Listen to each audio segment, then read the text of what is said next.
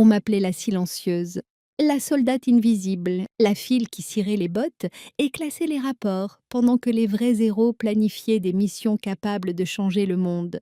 Pendant 3 ans, j'ai occupé le fond de chaque salle de briefing, observant des hommes, à peine aussi compétents que moi, être promus à des postes que j'aurais pu occuper les yeux fermés. Je les voyais trébucher sur des stratégies que j'avais déjà perfectionnées dans ma tête avant même qu'ils ne finissent de parler. Ma propre famille me considérait comme une personne ordinaire, perdue dans la foule. Mon père, vétéran décoré de la guerre du Vietnam, me tapotait la tête lors des réunions familiales en disant « Peut-être qu'un jour, tu feras quelque chose d'important. » Ma chérie, mais aujourd'hui, tout a changé. Aujourd'hui, le commandant militaire le plus puissant des États-Unis m'a regardé droit dans les yeux et a prononcé 5 mots qui ont fait taire toute une salle. C'est elle qui dirige la mission. Si ces mots vous donnent des frissons, vous savez exactement de quoi je parle, car votre moment de reconnaissance est plus proche que vous ne le pensez. Et soudain, tout le monde voulait connaître mon nom. Je suis la capitaine Sophie Morel, et pendant la majeure partie de ma carrière militaire, j'aurais tout aussi bien pu être invisible. À 28 ans, j'avais passé 6 ans dans l'armée des États-Unis, observant la médiocrité être récompensée, tandis que l'excellence passait inaperçue. J'étais la soldate qui arrivait la première et partait la dernière, celle qui connaissait chaque protocole par cœur, qui pouvait démonter et remonter un fusil militaire, les yeux bandés, qui parlait couramment 4 langues et lisait les images satellites comme d'autres lisent le journal. Mais rien de tout cela ne semblait compter. Chaque matin, je me tenais en formation avec la compagnie Alpha, mon uniforme impeccablement repassé, mes bottes si bien cirées qu'elles reflétaient le ciel à l'aube. Et chaque matin, je ressentais le poids d'être ignorée, comme un vieux manteau familier qui s'installait sur mes épaules. Les autres soldats avaient des surnoms. Rodriguez était surnommé Char à cause de sa carrure. Guillaume était aile d'aigle pour ses talents de tireur. Dupont était professeur parce qu'il avait fait des études supérieures avant de s'enrôler. Et moi, j'étais juste Morel. Parfois, tôt, souvent, on ne m'appelait rien du tout.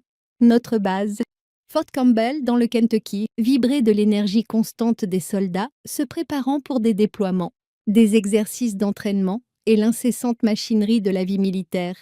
Mais je me déplaçais à travers tout cela comme un fantôme, présente, compétente, mais jamais vraiment vue. L'ironie ne m'échappait pas. J'étais spécialiste en communication avec une habilitation secret défense, parlant couramment l'arabe, le farsi, le russe et le mandarin. J'avais terminé en tête de ma promotion à l'entraînement de base et à l'entraînement individuel avancé. Mes évaluations psychologiques me qualifiaient constamment d'exceptionnelle sous pression, avec un QI me plaçant dans le 80e percentile. Pourtant, d'une manière ou d'une autre, je restais le secret le mieux gardé de toute l'armée des États-Unis. Mon invisibilité ne se limitait pas au milieu militaire. Elle avait commencé bien avant que je n'enfile un uniforme. En grandissant dans une petite ville de l'Ohio, j'étais la fille toujours plongée dans un livre pendant que mon frère aîné, Jacques, jouait au football et charmait tout le monde avec son sourire facile. Jacques était l'enfant prodige, quarterback, major de promo, bourse complète pour l'Université d'État de l'Ohio. Quand il s'est engagé dans les marines après ses études, la poitrine de mon père s'est gonflée de fierté. « Ça, c'est mon fils », disait-il, ses mains usées tenant la photo d'enrôlement de Jacques, comme si elle était en or. Un vrai guerrier, comme son père. Quand j'ai annoncé mon intention de rejoindre l'armée, la réaction fut différente. Maman a soupiré et dit « Oh, ma chérie, es-tu sûre? L'armée, c'est tellement dur pour les filles. » Papa m'a tapoté l'épaule et a dit « Eh bien, je suppose que quelqu'un doit s'occuper de la paperasse. » La paperasse, comme si toute ma carrière militaire était destinée à n'être que du classement et de la saisie de données. Lors de ma dernière réunion familiale avant mon déploiement actuel, la conversation avait été particulièrement douloureuse. Nous étions assis autour de la table en chêne, la même où j'avais fait mes devoirs enfants, où j'avais annoncé mon admission dans plusieurs universités, où j'avais tenté à maintes reprises de partager mes réalisations militaires avec une famille qui semblait déterminée à ne pas les entendre. Jacques venait de raconter une histoire sur sa récente promotion au grade de commandant, accompagnée de gestes dramatiques et d'histoires de guerre qui captivaient tout le monde. La pièce vibrait d'admiration et de fierté. Puis l'oncle François, le frère de papa qui ne ratait jamais une occasion de donner son avis, m'a regardé et a dit: Et tout, Sophie, toujours à trier des papiers. La table a éclaté de rire. On rirait poli. Maman m'a pris la main en guise de réconfort. Je suppose, Sophie fait un travail important, a-t-elle dit, avec ce ton que les mères utilisent pour consoler leurs enfants face à des déceptions évidentes. Toute organisation a besoin de gens pour gérer l'administratif. J'avais envie de leur parler des opérations classifiées que j'avais soutenues, des communications terroristes que j'avais interceptées et traduites, de la nuit où j'avais passé 8 heures d'affilée à décoder des renseignements qui avaient empêché une attaque contre les forces américaines à l'étranger, des lettres de recommandation cachées dans mes dossiers personnels, des lettres que je ne pouvais pas leur montrer, car les missions auxquelles elles faisaient référence étaient classifiées au-delà de leur niveau d'habilitation. Au lieu de cela, j'ai souri poliment et dit quelque chose comme ça, parce que c'est ce que font les gens invisibles. On sourit, on hoche la tête, on laisse les autres croire ce qui les met à l'aise. Si quelqu'un qui lit ceci s'est déjà senti ignoré par sa propre famille, vous savez exactement ce que cela fait. Vous n'êtes pas seul. Le 15 octobre a commencé comme n'importe quel autre jour. J'étais dans le centre de communication à 5 heures du matin, examinant les rapports de renseignement de la nuit pendant que la plupart de la base dormait encore. Le café était infect, comme toujours. Mais il était chaud et il me gardait concentré pendant que je parcourais les transmissions interceptées provenant de divers points chauds à travers le monde. C'est alors que je l'ai vu. Enfoui dans une analyse de routine des communications d'une cellule terroriste connue en Syrie, il y avait un schéma qui m'a glacé le sang. 3 transmissions distinctes, chacune utilisant des mots de code différents, mais toutes faisant référence au même événement coordonné, un événement prévu dans exactement 72 heures. Mes mains se sont mises à parcourir le clavier avec une efficacité rodée, recoupant les informations avec des interceptions précédentes, des données géographiques et des méthodologies terroristes connues. En 30 minutes, j'avais reconstitué une image complète de ce qui était planifié. C'était une embuscade, un piège sophistiqué et multicouche conçu pour cibler un convoi de haute importance qui devait traverser la région de Taanef, près de la frontière syro-jordanienne. Ce convoi transportait la sénatrice Patricia Renaud et une réquisition délégation de chefs du Congrès en mission d'information. La même sénatrice Renaud qui présidait la commission des forces armées, la même délégation qui comprenait les membres éminents des commissions du renseignement et des affaires étrangères. Si cette attaque réussissait, ce ne serait pas seulement une victoire pour les terroristes, ce serait un coup catastrophique pour la direction de la politique étrangère américaine. Si vous avez déjà découvert quelque chose de crucial que tout le monde a manqué, vous comprenez ce que j'ai ressenti à ce moment-là. Parfois, les silencieux voient ce que les autres ne peuvent pas. J'ai immédiatement rédigé un rapport de renseignement prioritaire et l'ai envoyé par les voies appropriées. Puis j'ai fait quelque chose que je n'avais jamais fait auparavant. Je me suis dirigée directement vers le bureau du colonel Henry, le commandant de la base, et j'ai demandé une réunion immédiate. Le colonel Henry était un homme qui imposait le respect rien qu'en entrant dans une pièce. Grand, aux cheveux argentés, avec des yeux qui semblaient tout voir et juger la plupart des choses insuffisantes. Il avait dirigé des hommes en Irak et en Afghanistan, et il avait une présence qui faisait se redresser même les officiers expérimentés.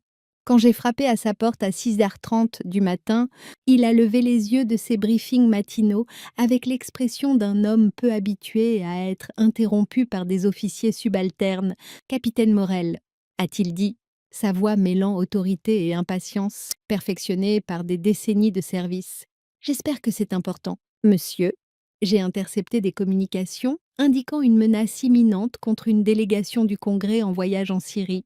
Je crois qu'il se dirige vers une embuscade soigneusement planifiée.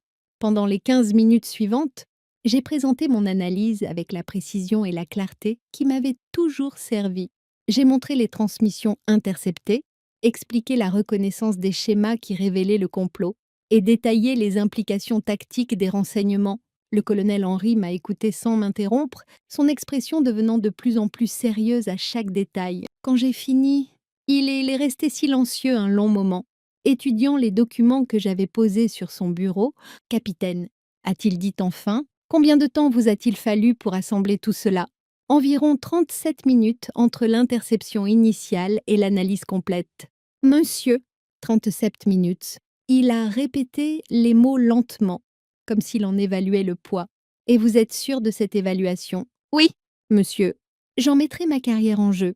Une autre longue pause. Puis le colonel Henry a attrapé son téléphone sécurisé. Passez-moi le général Moreau au Pentagone. Priorité 1. Ce qui s'est passé ensuite était sans précédent dans ma carrière militaire.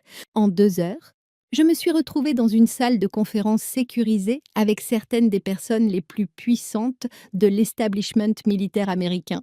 Le général Moreau était arrivé de Washington, le colonel Henry était là, ainsi que le chef du renseignement de la base et l'officier des opérations. Il y avait aussi 2 hommes en civil, qui se sont présentés uniquement comme des consultants, mais dont l'attitude et le respect qu'on leur témoignait suggéraient qu'ils venaient d'agences qui n'existaient pas officiellement. La pièce vibrait de tension et d'une énergie concentrée, celle qui émerge quand la sécurité nationale est en jeu. Le général Moreau, un homme compact, aux yeux gris acier et aux 3 étoiles sur son col, m'a regardé directement pendant que je présentais à nouveau mon analyse, cette fois avec encore plus de détails et de preuves à l'appui. Capitaine Morel, a-t-il dit quand j'ai fini? Votre analyse suggère que cette cellule terroriste dispose d'informations internes sur l'itinéraire et le calendrier de la délégation. C'est une accusation grave. Oui. Monsieur, la précision de leur communication, combinée à la sophistication tactique de l'embuscade prévue, suggère fortement qu'ils ont accès à des informations classifiées sur les mouvements de la délégation. L'un des consultants en civil s'est penché en avant. Quelle est votre recommandation, capitaine? C'était le moment pour lequel j'avais préparé toute ma carrière, même si je n'aurais jamais imaginé que cela se passerait ainsi. Monsieur, je recommande la mise en œuvre immédiate de l'opération Bouclier silencieux, une stratégie de contre-embuscade qui utilise les propres renseignements des terroristes contre eux. Nous leur laissons croire que leur plan se déroule comme prévu, tout en positionnant nos forces pour neutraliser la menace et capturer des cibles de haute valeur pour interrogatoire. La salle est devenue silencieuse. Même la climatisation semblait s'être arrêtée. Le général Moreau a échangé un regard avec les consultants en civil, puis m'a regardé à nouveau. Capitaine, vous réalisez ce que vous proposez. Ce serait une opération conjointe impliquant plusieurs branches de l'armée, des agences de renseignement et une coordination internationale avec les forces jordaniennes. Le niveau de complexité, je comprends. Monsieur, mais la fenêtre de renseignement se referme rapidement. Nous avons environ 68 heures avant que la délégation n'entre dans la zone de danger. Le colonel Henry a pris la parole. Général, la capitaine Morel a un dossier exemplaire en analyse de renseignement. Son niveau d'habilitation et ses compétences linguistiques la rendent particulièrement qualifiée pour... Je ne remets pas en question ses qualifications. Colonel, a interrompu le général Moreau. Je me demande si nous avons les ressources et la capacité de coordination pour réaliser une opération aussi complexe dans un délai aussi court. C'est alors que j'ai prononcé les mots qui allaient changer ma vie pour toujours. Monsieur, si je puis me permettre, j'ai déjà préparé un cadre opérationnel complet. Avec votre autorisation, je peux avoir des plans tactiques détaillés, prêts à être examinés dans les 4 heures. Le silence qui a suivi était différent. Ce n'était pas un silence de réflexion, c'était un silence de choc. Enfin, le général Moreau a souri, un petit sourire. Mais dans une pièce pleine d'officiers militaires de carrière, c'était presque une ovation debout. Capitaine Morel, a-t-il dit, je pense qu'il est temps d'avoir une conversation plus approfondie pendant les 18 heures suivantes. J'ai vécu dans un monde que je n'avais fait qu'imaginer, le sanctuaire intérieur de la planification stratégique militaire, où des décisions sont prises qui redessinent le paysage mondial. En travaillant avec une équipe des meilleurs esprits tactiques de l'armée, j'ai transformé mon évaluation initiale en un plan opérationnel complet. À la fois audacieux et élégant dans sa simplicité, l'opération Bouclier silencieux fonctionnerait ainsi. La délégation du Congrès suivrait l'itinéraire prévu, mais avec plusieurs modifications cruciales. Des équipes de reconnaissance avancées seraient positionnées le long de tout le trajet 12 heures avant l'arrivée du convoi. Des agents de contre-surveillance identifieraient et neutraliseraient les guetteurs terroristes. Et surtout, une force de réponse rapide serait prépositionnée pour exécuter une frappe de précision sur le site de l'embuscade terroriste. Mais le génie du plan résidait dans la désinformation. Au lieu de simplement empêcher l'embuscade, nous la laisserions commencer. juste assez longtemps pour identifier tous les participants et leur réseau de communication, avant d'écraser les terroristes avec une puissance de feu et un positionnement tactique supérieur. C'était une stratégie qui exigeait un timing précis, une communication sans faille, et le type de coordination que la plupart des officiers et militaires passent toute leur carrière à espérer accomplir une seule fois.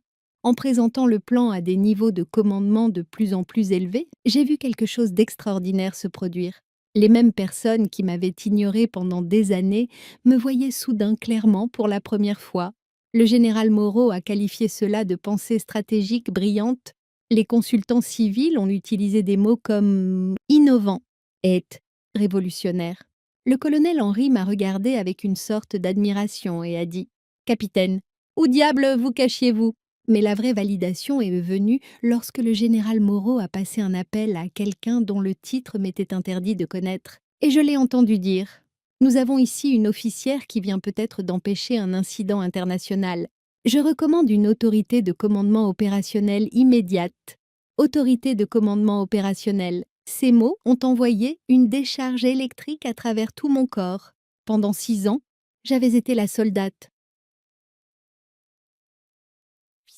celle qui exécutait les ordres, classait les rapports et regardait depuis les coulisses, pendant que d'autres prenaient les décisions qui comptaient. Maintenant, soudain, on me confiait le commandement de l'une des opérations militaires les plus sensibles de mémoire récente. Les 48 heures suivantes ont été un tourbillon de briefings, de vérification d'équipement, de protocoles de communication et des 1000 détails qui séparent les opérations militaires réussies des catastrophes. Je me suis retrouvée à commander une force opérationnelle conjointe comprenant des Rangers de l'armée, des spécialistes de la reconnaissance de l'Air Force, des agents de renseignement de la marine et des actifs d'agences qui n'existaient pas officiellement.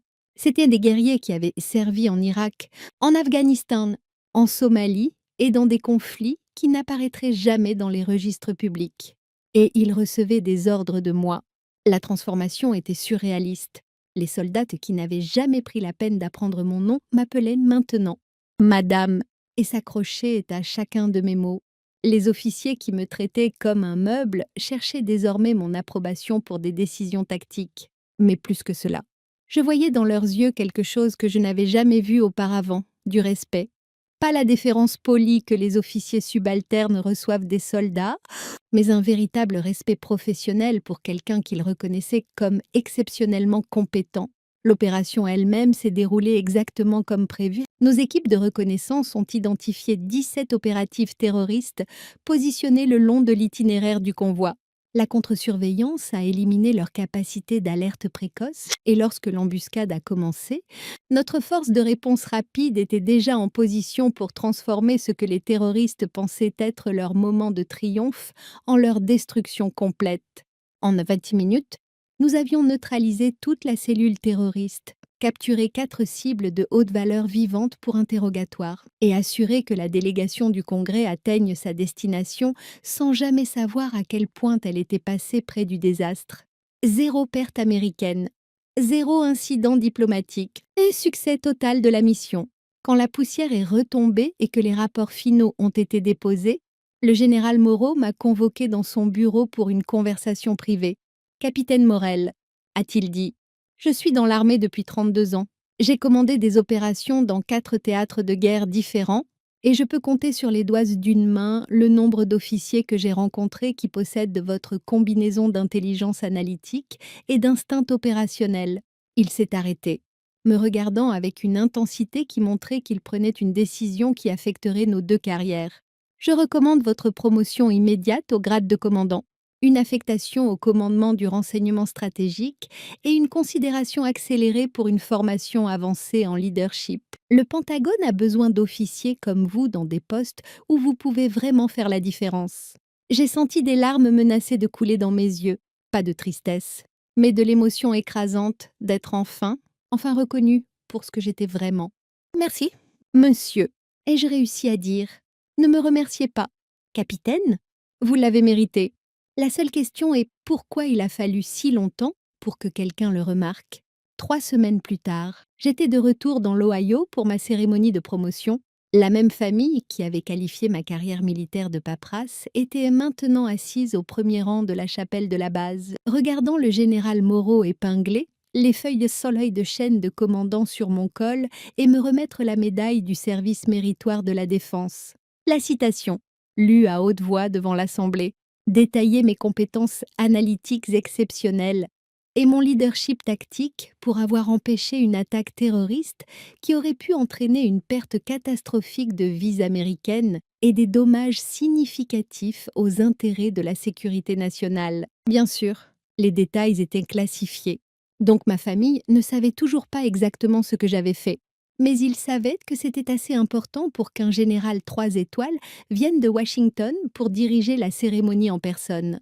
La poitrine de papa était si gonflée de fierté que j'ai cru que ses boutons allaient sauter. Maman pleurait de larmes de joie. L'oncle François était inhabituellement silencieux. Mais c'est la réaction de Jacques qui m'a le plus touchée. Après la cérémonie, alors que nous nous tenions ensemble dans le vestibule de la chapelle, il m'a regardée avec quelque chose que je n'avais jamais vu dans ses yeux. Auparavant, une véritable admiration. « Sophie », a-t-il dit, « je dois m'excuser. J'ai passé tant d'années à penser que j'étais l'histoire de succès militaire de cette famille. Et pendant tout ce temps, tu étais... » Il a gesticulé, cherchant ses mots. J'étais juste en train de faire mon travail, ai-je dit simplement. Non, a-t-il dit fermement. Tu étais extraordinaire. Et je suis désolée qu'il m'ait fallu si longtemps pour le voir. Ce soir-là, lors du dîner familial organisé pour célébrer ma promotion, la conversation était complètement différente de toutes celles que nous avions eues auparavant. Au lieu que Jacques domine la discussion avec ses histoires, tout le monde voulait entendre parler de mes expériences. Au lieu de me demander des nouvelles de la paperasse, on me posait des questions sur le leadership et la stratégie, et sur ce que ça faisait d'être responsable d'opérations qui comptaient au niveau national. L'oncle François, qui avait passé des années à considérer mon service militaire comme un lot de consolation, me regardait maintenant avec une sorte de révérence. Alors, a-t-il dit prudemment, quand les gens me demandent ce que fait ma nièce dans l'armée, que dois-je leur dire? J'ai souri. Repensant aux années passées à être ignorée, sous-estimée, dis-leur, ai-je répondu que je suis celle qu'on appelle quand l'impossible doit devenir possible. Les changements dans la façon dont les gens me voyaient ne se limitaient pas à ma famille. De retour à Fort Campbell, je n'étais plus la soldate invisible au fond de la salle de briefing. J'étais l'officière que les autres officiers venaient le voir quand ils avaient besoin de résoudre des problèmes, celle que les commandants supérieurs consultaient pour des analyses stratégiques, celle dont les recommandations avaient du poids dans les salles où l'on prenait des décisions affectant des milliers de vies. Ma nouvelle affectation au commandement du renseignement stratégique signifiait travailler directement avec le Pentagone sur des opérations couvrant plusieurs continents et impliquant une coordination avec des agences de renseignement du monde entier. C'était exactement le type de travail que j'avais toujours su pouvoir faire, mais qu'on ne m'avait jamais donné l'opportunité d'accomplir. Plus important encore, j'étais désormais en position d'identifier et de développer d'autres soldats qui, comme moi, avaient été négligés malgré leurs capacités exceptionnelles. J'ai fait de cela ma mission personnelle, m'assurer que les compétences et le potentiel soient reconnus, quelle que soit la forme sous laquelle ils se présentaient, même si elles ne correspondaient pas aux attentes traditionnelles du leadership militaire, les analystes silencieux, les spécialistes introvertis, les soldats brillants mais peu enclins à se mettre en avant.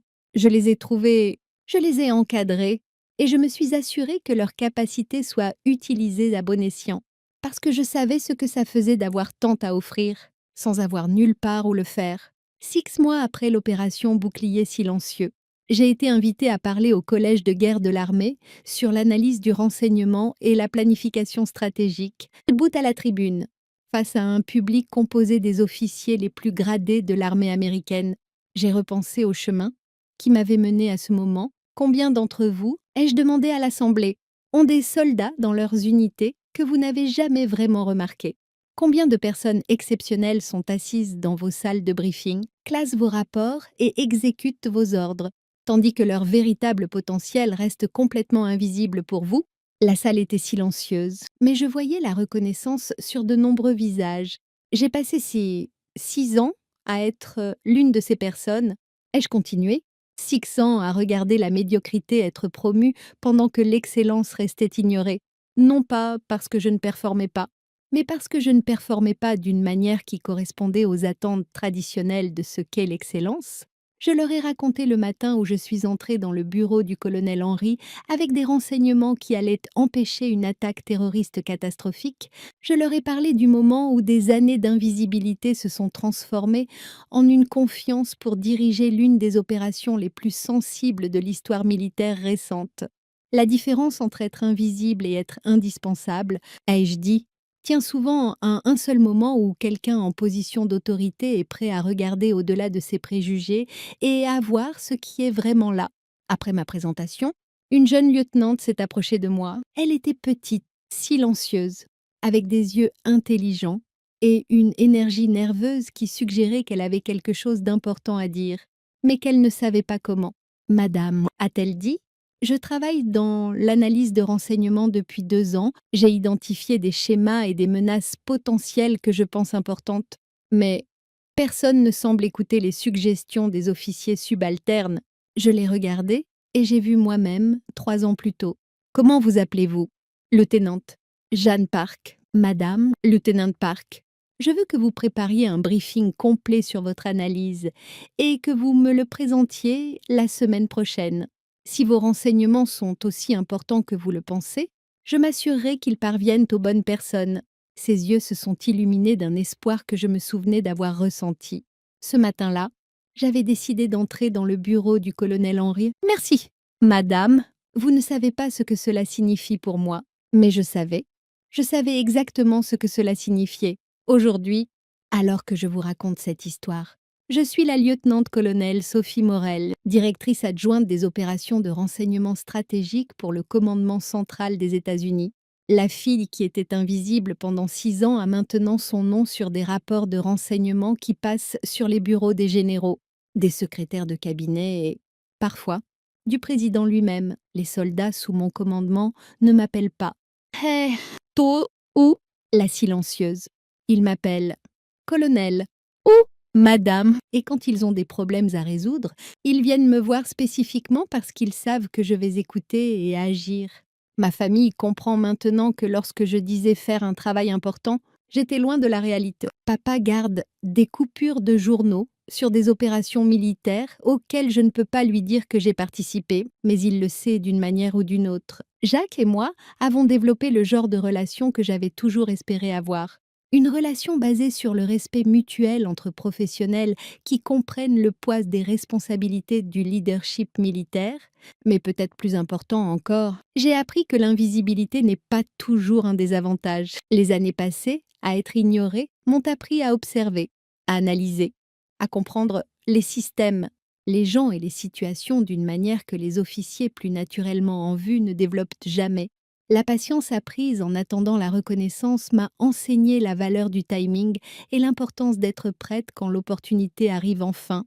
Je ne changerai rien de tout cela, parce que maintenant, quand on me demande qui je suis, la réponse est simple. Je suis celle qui était invisible jusqu'au moment où je suis devenue indispensable. Je suis celle qui a été ignorée pendant des années, jusqu'au jour où un général 3 étoiles m'a regardée et a dit « c'est elle qui dirige la mission ». Et maintenant, tout le monde connaît mon nom.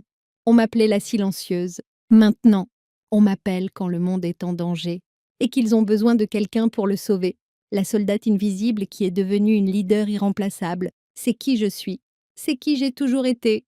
La seule différence, c'est que maintenant, enfin, tout le monde peut le voir. Si cette histoire vous a touché, si vous attendez encore votre moment de reconnaissance, sachez que votre heure arrive. Abonnez-vous et activez la cloche de notification, car chaque semaine, nous partageons des histoires de personnes qui sont passées de l'invisibilité à l'indispensabilité. Votre histoire pourrait être la prochaine. Et rappelez-vous, le monde a besoin de ce que vous avez à offrir, même s'il ne le voit pas encore.